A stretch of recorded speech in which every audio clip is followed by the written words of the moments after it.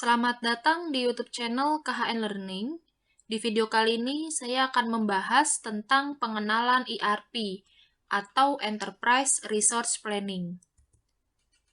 Ini adalah sedikit sejarah tentang perkembangan sistem ERP. Dimulai dari tahun 1960-an yang masih bernama Sistem Inventory Control. Inventory Control ini adalah usaha yang dilakukan oleh perusahaan dalam menyediakan stok barang yang dibutuhkan untuk memenuhi permintaan konsumen. Pada sistem manajemen inventory itu memungkinkan kita untuk mengawasi ketersediaan stok dan memastikannya untuk selalu berada di tingkat yang mencukupi. Dengan kata lain, untuk sistem inventory control ini adalah fokus kepada pengendalian inventory.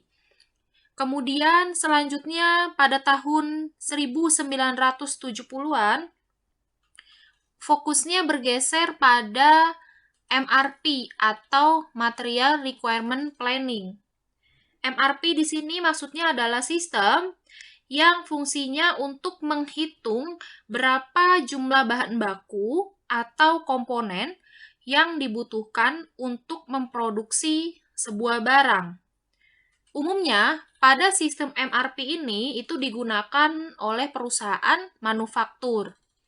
Jadi perusahaan manufaktur itu adalah badan usaha yang mengoperasikan mesin, peralatan, dan tenaga kerja dalam suatu proses untuk mengubah bahan-bahan mentah menjadi barang jadi yang memiliki nilai jual. Dalam proses pekerjaannya, perusahaan manufaktur ini mempunyai ciri khas yaitu mengubah suatu bahan mentah menjadi sebuah barang jadi yang mempunyai nilai jual yang besar.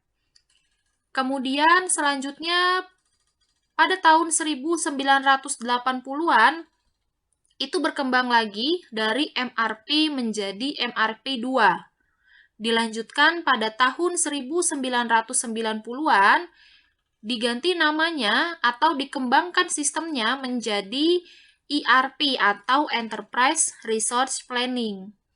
Dan yang terakhir di tahun 2000 sampai dengan saat ini extendnya ERP itu menjadi ERP 2. Kita akan bahas satu persatu dari evolusi sistem ERP dimulai dari MRP sampai dengan extend ERP 2. Yang pertama untuk MRP atau Material Requirement Planning. MRP digunakan untuk melakukan simulasi persamaan industri manufaktur dengan menggunakan yang pertama adalah jadwal perencanaan untuk menjawab produk apa yang akan diproduksi. Kemudian yang kedua, daftar pengadaan material atau Bill of Material yang digunakan untuk menjawab bahan material apa yang diperlukan atau bahan baku apa yang diperlukan untuk membuat produk. Kemudian yang ketiga adalah daftar saldo persediaan untuk menjawab bahan material apa yang sudah dimiliki dan bahan material yang harus dibeli itu apa. Kemudian yang kedua, closed loop MRP itu merupakan rangkaian fungsi-fungsi bukan hanya material requirement planning-nya saja, tetapi berisi juga alat bantu yang berupa sistem untuk memenuhi prioritas dan kapasitas dan juga mendukung perencanaan sekaligus pelaksanaannya, yaitu nantinya akan ada proses penjualan dan produksi atau sales and distributor planning, kemudian jadwal pembuatan produk, kemudian perkiraan perencanaan penjualan, perencanaan order konsumen, sampai dengan analisa sumber daya. Ini adalah ruang lingkup dari closed loop MRP. Di sini ada demand management. Demand ini keseluruhan barang dan jasa yang ingin dibeli oleh konsumen pada berbagai macam tingkat harga. Kemudian di sebelah kanan ini ada supply. yaitu jumlah seluruh barang atau jasa yang akan dijual atau ditawarkan oleh produsen. Kemudian, di antara demand dan juga supply itu ada production planning, master scheduling, kemudian ada material requirement, plan and supplier scheduling, sampai dengan execution. Production planning di sini adalah perencanaan produksinya, kemudian ini jadwal produksinya, material requirement, kebutuhan bahan baku, berarti kebutuhan bahan baku ini berkaitan dengan jadwal produksi dan juga penjadwalan supplier terkait dengan permintaan bahan baku. Kemudian yang terakhir adalah operasional atau dieksekusi, diproduksi. Selanjutnya adalah MRP 2. MRP 2 ini adalah pengembangan dari sistem closed loop MRP yang tadi sebelumnya. Pada MRP 2, perencanaan efektif dari semua sumber dari perusahaan-perusahaan manufaktur, yang mana terdiri dari perencanaan operasional dalam suatu unit, kemudian perencanaan keuangan, dan mempunyai kemampuan simulasi, melakukan analisis what if, untuk mendapatkan jawaban yang mungkin diterapkan baik dalam satuan unit maupun dalam jumlah uang. Selanjutnya adalah ERP. Dari MRP 2 berkembang menjadi ERP atau Enterprise Resource Planning. ERP ini diterapkan pada kondisi perusahaan yang memiliki beberapa unit bisnis perluasan pada beberapa proses bisnis. Di antaranya adanya integrasi keuangan yang lebih ditekankan atau lebih diutamakan. Kemudian alat bantu rantai pasok, kemudian dukungan atas bisnis melintas batas fungsi organisasi, bahkan melintas antar perusahaan dapat dilakukan dengan mudah. Jadi tujuan utama diimplementasikannya ERP adalah agar perusahaan dapat menjalankan bisnis dalam kondisi yang cepat berubah dan sangat kompetitif, dan juga jauh lebih baik dari yang sebelumnya atau dari sistem yang sebelumnya diterapkan. Kemudian berkembang lagi menjadi Extend ERP 2. Extend ERP 2 ini adalah perluasan dari fungsi-fungsi yang ada pada sistem ERP, yaitu mencakup fungsi-fungsi yang dapat menjembatani komunikasi antara supplier dengan konsumen. Pada sistem Extend ERP 2 ini tidak hanya berfokus pada konsumen, proses produksi, transaksi real-time, manajemen aset perusahaan, bahkan berfokus pada usaha optimasi seluruh jaringan bisnis, termasuk integrasi dengan supplier. Jadi, pada sistem Extend ERP 2 ini sudah mulai terintegrasi dengan supplier atau pihak luar perusahaan. Ini adalah beberapa perbandingan ERP dan ERP 2. Dimulai dari aspek peranan sampai dengan aspek data. Kita lihat di sini untuk aspek proses pada sistem ERP itu menangani proses internal saja dan juga tertutup terhadap proses eksternal. Kemudian di pengembangan ERP 2-nya itu prosesnya dari aspek proses itu bisa terhubung dengan mitra bisnis.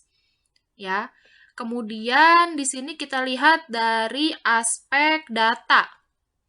Pada sistem ERP dihasilkan dan dikonsumsi oleh internal perusahaan datanya. Kemudian ketika berkembang menjadi ERP 2, untuk aspek data itu dihasilkan dan dikonsumsi oleh pihak internal dan eksternal perusahaan. Kemudian hasilnya dapat dipublikasikan ke semua pihak yang berkepentingan. Jadi ini adalah beberapa perbandingan ERP dan ERP 2. Selanjutnya, infrastruktur sistem ERP. Infrastruktur memang merupakan hal utama dalam perencanaan penggunaan sistem ERP. Karena dengan adanya infrastruktur yang kuat, maka dapat dikatakan bahwa perusahaan telah membangun fondasi yang kuat. Nah, secara umum, infrastruktur sistem ERP yang perlu diperhatikan di sini ada 3. Yang pertama people, kemudian proses, dan juga teknologi. People di sini adalah orang-orang yang terlibat dalam penerapan sistem ERP. Dan ini merupakan faktor yang sangat penting. Kemudian yang kedua ada proses. Proses di sini ini berkaitan dengan proses bisnis berjalan dan proses bisnis ke depannya dengan penerapan sistem ERP.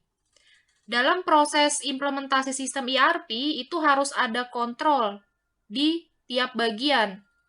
Hal terpenting dalam proses yang merupakan acuan utama dalam melakukan implementasi sistem ERP adalah sebelum mengambil keputusan menggunakan sistem ERP, maka perusahaan harus sudah memiliki bisnis prosedur yang baik yang akan diterapkan dalam implementasi sistem ERP. Kemudian yang terakhir adalah teknologi. Penerapan sistem ERP itu identik dengan investasi yang relatif besar, di mana teknologi meliputi dari infrastruktur jaringan, hardware, dan juga software. Ini adalah manfaat sistem ERP menurut ahli. Yang pertama, kualitas dan efisiensi. Kemudian yang kedua, penurunan biaya, pendukung keputusan. Kemudian sistemnya dapat terintegrasi dengan baik. Dan juga sistem ERP dapat memungkinkan manajemen untuk mengelola operasi atau operasional. Kemudian, sistem ERP juga menjamin seluruh aktivitas proses bisnis dan dapat mengendalikan seluruh proses bisnis. Konsep ERP. ERP atau Enterprise Resource Planning ini merupakan singkatan dari 3 elemen kata. Yang pertama enterprise, yaitu perusahaan, kemudian resource, sumber daya, dan juga planning, perencanaan. Jadi ERP ini merupakan konsep untuk merencanakan dan mengelola sumber daya perusahaan, yaitu berupa paket aplikasi, program yang terintegrasi, dan multimodul yang dirancang untuk melayani dan mendukung berbagai fungsi dalam perusahaan. Sehingga pekerjaan menjadi lebih efisien dan dapat memberikan pelayanan lebih bagi konsumen yang nantinya dapat menghasilkan nilai tambah dan memberikan keuntungan yang maksimal bagi semua pihak yang berkepentingan atas perusahaan. Kita lihat di sini ada gambar sistem ERP atau Enterprise System, terdiri dari banyak modul. Di sini ada modul Finance dan Accounting yang berkaitan dengan keuangan, kemudian ada Sales dan Distributor, kemudian ada Business Intelligence, Inventory, Human Resource, Manufacturing, Procurement, CRM, dan juga Plan Maintenance. Yang nantinya masing-masing dari modul ini akan saya bahas dan saya jelaskan pada video selanjutnya. Cukup sekian penjelasan saya mengenai pengertian atau pengenalan tentang ERP. Untuk yang sudah menonton dan menyimak, semoga bermanfaat.